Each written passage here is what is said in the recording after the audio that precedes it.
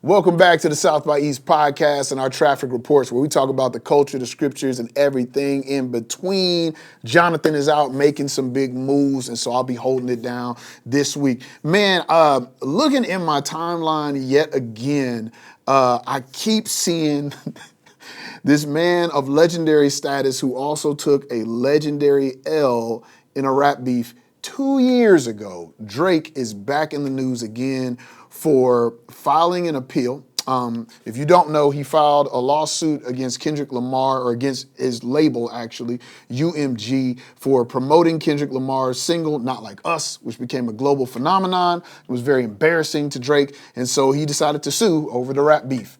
The report was initially dismissed, and now he is appealing, saying that there was no context to the beef.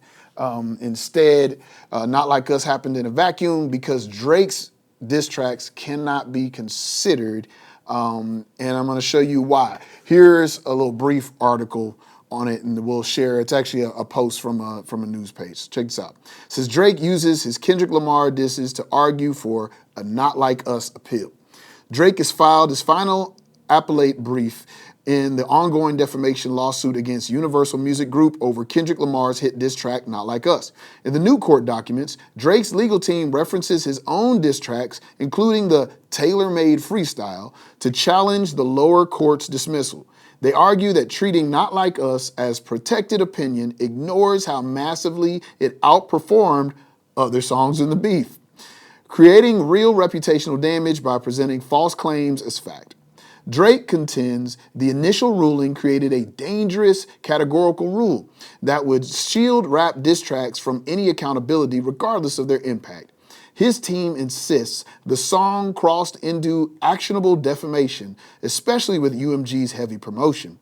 The appeal seeks to overturn the dismissal and allow the case to proceed, keeping the high-profile rap feud alive in court nearly 2 years later. Fam,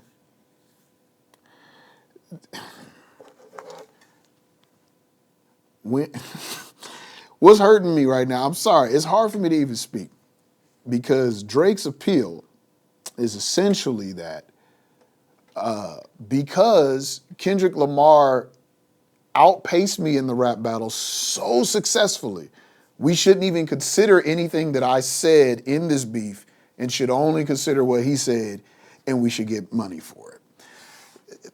This is a prime example of learning how not to take an L. There was a cool Lecrae song that came out and said, if I ever took an L, I took a lesson, and I hold that to heart. Taking a loss doesn't have to be something that defines our lives, but instead it can be an opportunity for us to learn and grow and be better. There are some things that I do where I want to be good at them. I love to play Smash Brothers, and I love it when I find somebody that can beat me, because that means there's somebody better than me in the room, and I got the privilege of learning from them so I can turn the tables. But that's not what we see here.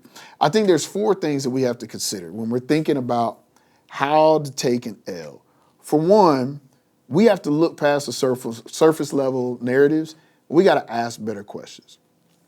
Drake is assuming that the only reason that Not Like Us was as popular as it is because UMG was doing heavy promotion. And he refused to accept any other explanation. Maybe people like the song, maybe people don't like him. Maybe it was just a really good moment for Kendrick Lamar. But he refuses to accept that. Because he won't ask any other questions, he continues to stay stuck on this beef. He just dropped an album, and he's overshadowing his own album with this lawsuit. Now, let's take it off of Drake and let's talk about us. Have you ever been in a position where you were so mad, you felt like somebody had done you wrong, and you just could not move on from it? And other people in your life maybe were telling you like, hey man, maybe you should consider it this way. Have you ever thought maybe they didn't mean it that way? And you're just like, no, I want to stay mad. I just want to stay mad. And you start realizing that it starts taking over your life. Like holding on to an L like that keeps you in a position where you're not able to move forward. Right now, like I said, Drake is actually covering up the rollout of his own album that just dropped that I probably won't listen to, um, to talk about a lawsuit from a song that his apparently enemy made 2 years ago. That's obsession, fam. First thing we got to do is we got to learn to have a broader perspective and ask questions. The second thing that we have to do is we got to look to fix the damages. Okay, I'm asking questions. I realize maybe I did something wrong here. In the tailor-made freestyle, Drake says in an AI Tupac voice to Kendrick Lamar, tell him that I like young girls. That's a gift from me. This lawsuit is over the fact that in the song Not Like Us, Kendrick Lamar implies that the certified lover boys are also certified, as we say on the internet, PDFs. But that isn't a direct response to what Drake had already told him to say, right? Because Drake refuses to accept that what he said in his tailor-made freestyle may have offended people and it may have gotten people not on his side, he's not looking to seek to fix any of those damages. And so he continues to run this tirade by talking about how bad he was. Let's bring it to something else that's happening currently. Recently, the president of the United States was called out publicly for posting a picture on his social media page that depicted him as a historical depiction of Jesus Christ. When questioned about this in public, President DJT says, "Oh, yeah, I posted it. I thought it was me as a doctor." Now, I mean, I did pick up my brain this morning and put it back in, so I didn't quite fall for that one. But imagine what it would have been like if President Trump said, "You know what? I'm sorry." The world would probably end, or wars would end. It'd be a huge thing to hear President Trump say, "I'm sorry." But what if he just said, "Hey, I'm sorry. You know what? I was flattered that someone would make an image like that of me, and I thought it was cool. I posted. I see that it's offended people. I see that it's offended my base. I see that it's been that it's been religiously offensive. You know what? My bad. I'm gonna go ahead and take that down." But no, instead he doubles down, and now he's taking an L not only with his detractors, but also with the people who have supported him staunchly, and he's making all of them look silly.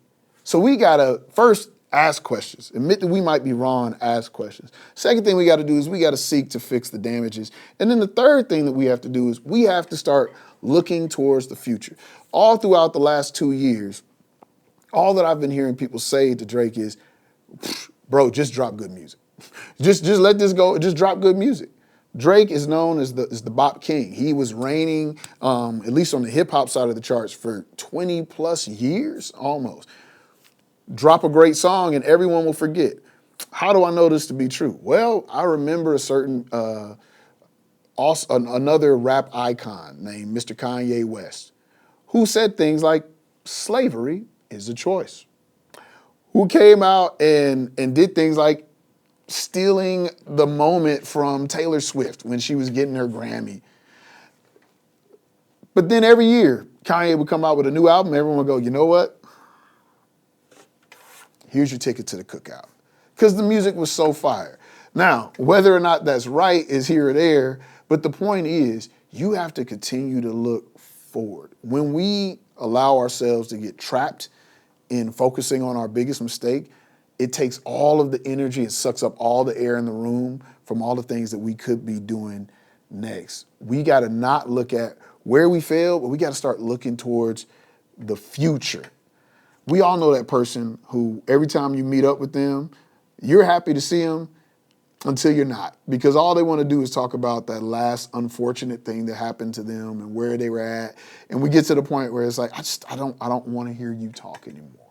We don't have to be that person. We got to recognize where we're at, ask questions. We got to look to fix the damages. We got to look towards the future. And then lastly, be bold. Be boldly humble. Yes, I took an L. I accept that loss. But here's where I'm going next. Let's watch the highlight reel, not the reruns. Let's keep it moving forward.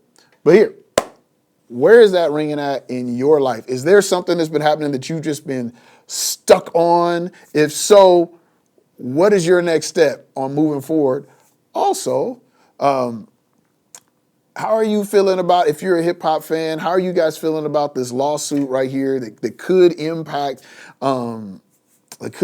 the future of free speech when it comes to music and things of that nature? How do you feel about this? Do you feel like it's justified, or do you feel like we need to we need to call a spade and say that this is ridiculous and throw it out? But I mean, obviously, you know where I sit, but I'd love to see where you sit. Comment down in the comments, especially on Facebook and on YouTube. Facebook's where we're building our community, so we'd love to see you there. Continue to comment, like, subscribe, and share with all your people, and we'll see you here next week in The Intersection.